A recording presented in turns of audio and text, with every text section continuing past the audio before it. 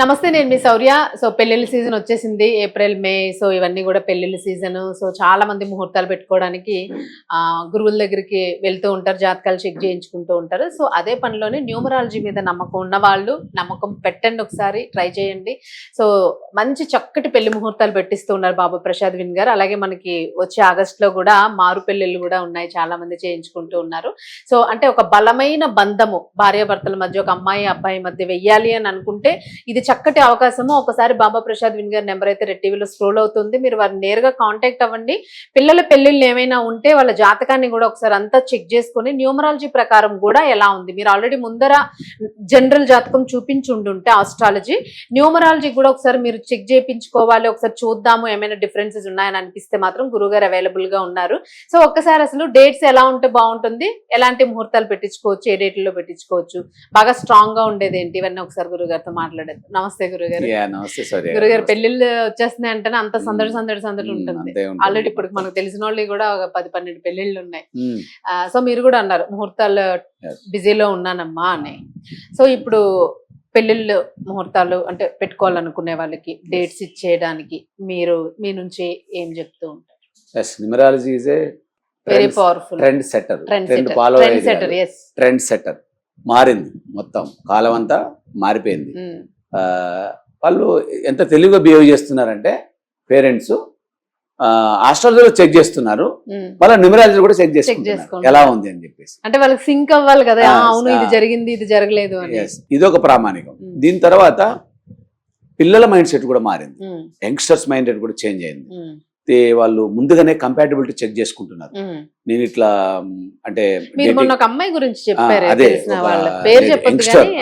Youngster అమ్మాయి propose అయింది ఈ ఫిబ్రవరిలో ప్రపోజ్ అయింది.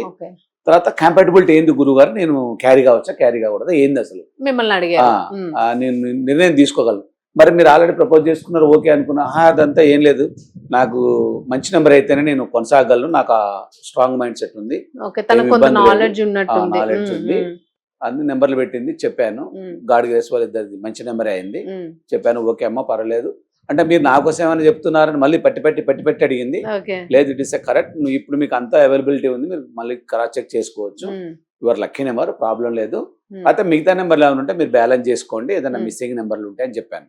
ఇది సూపర్ మేమన్నాం. అంటే వీళ్ళు ఎలా మారుతున్నారు అనేది, ట్రెండింగ్ ఎలా చేంజ్ అవుతుందంటే అవగాహన పెరుగుతుంది, మంచి పరిణామం ఇది.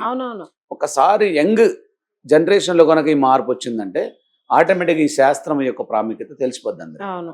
సో మేమేం చెప్తున్నామంటే డేట్కు పియారిటీ అండి, నెంబర్ 1 డేట్ పియారిటీ అండి. నెంబర్ 2 కంపాటబిలిటీ చెక్ చేయండి, అమ్మాయి అబ్బాయి డేట్ ఆఫ్ బర్త్లు పంపించండి, వీళ్ళిద్దరు లక్కీ నెంబర్లు కాదా చూద్దాం ఫస్ట్. తర్వాత వీళ్ళకి మిస్సింగ్ నెంబర్లు ఏమున్నాయి, యాస్టిస్గా ఇద్దరికి సేమ్ నెంబర్లు ఉన్నాయనుకోండి, బ్యాలెన్స్ మిస్ అయింది, అక్కడ ప్రాబ్లం అయింది. ఒకరికి ఉంటే ఒకరికి లేదనుకోండి, పవర్ వస్తుంది. ఇద్దరు కలిసిపోయినప్పుడు యూనివర్సల్ కలయిక కాబట్టి ఇది కలవగానే వీళ్ళకి పవర్ వచ్చేస్తుంది. లేదు సేమ్ నెంబర్లు ఇద్దరికి డెఫిసిట్ ఉన్నాయంటే, ఆమెకు లేదు ఈయనకు లేదంటే బ్యాలెన్స్ మిస్ అయింది. కాబట్టి numbers balance is very very important.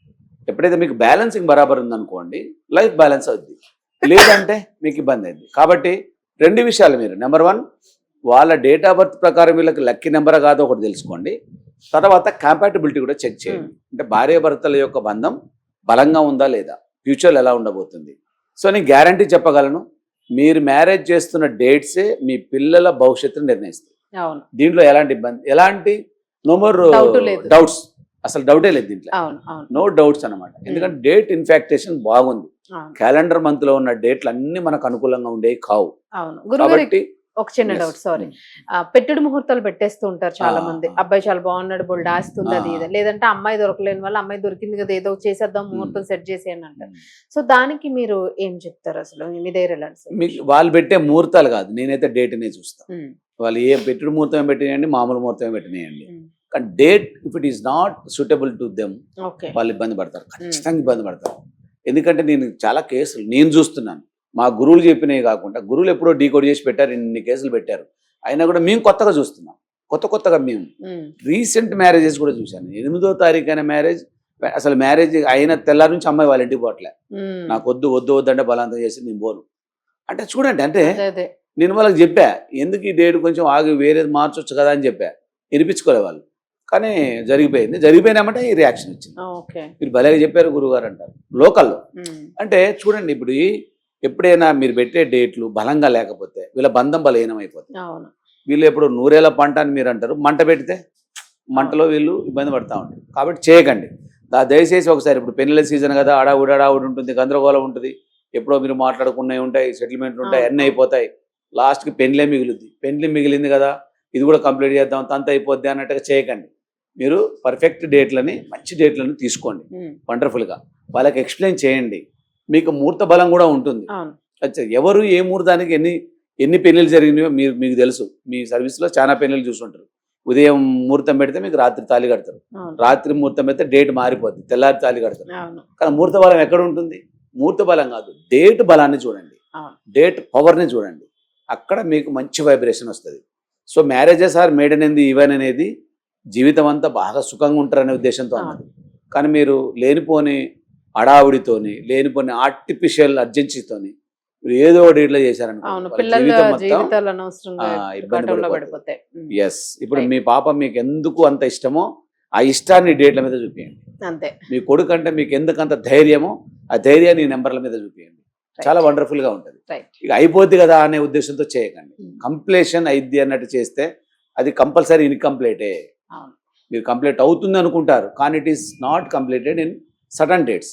మంచి డేట్లలో చేయకపోతే మీరు మేజర్గా మీరు డేట్లు తీసుకుంటే 1, 10, 19 మంచి సూటబుల్ డేట్స్, 6, 15, 24 మంచి సూటబుల్ డేట్స్. ఈ డేట్లలో పెట్టండి. అంతకు మించిన డేట్ ఏ డేట్లలో పెట్టినా కూడా మీకు ఇబ్బంది. ఇంకా చాలా కాల్కులేషన్స్ ఉంటాయి. ఒకసారి మీరు కింద నెంబర్ స్క్రోల్ అవుతుంటే కాల్ బ్యాక్ చేయండి, మాట్లాడదాం. ఏదైనా మీకు అవసరం ఉంటే సజెషన్ ఇవ్వడానికి సిద్ధంగా ఉన్నాను. తప్పకుండా. మంచి డేట్లు చాలా మంది పెట్టించుకుంటున్నారు, మీరు కూడా ప్లాన్ చేసుకోండి. అద్భుతమైన జీవితాన్ని పిల్లలకి ఇవ్వండి. Thank you very much. So అదండి, మీరు ఏమైనా ఇప్పుడు పిల్లలకి ముహూర్తాలు అవి పెట్టించాలనుకుంటే గురుగారు నెంబర్ స్క్రోల్ అవుతుంది, తప్పేం లేదు. ఒక్కసారి మీరు సంప్రదించి చూడండి. జన్మకుండల రిపోర్ట్ కూడా ఇచ్చేస్తారు దానిలోనే 699. సో మంచి ముహూర్తం పెట్టి పిల్లలకి పెళ్లి చేసే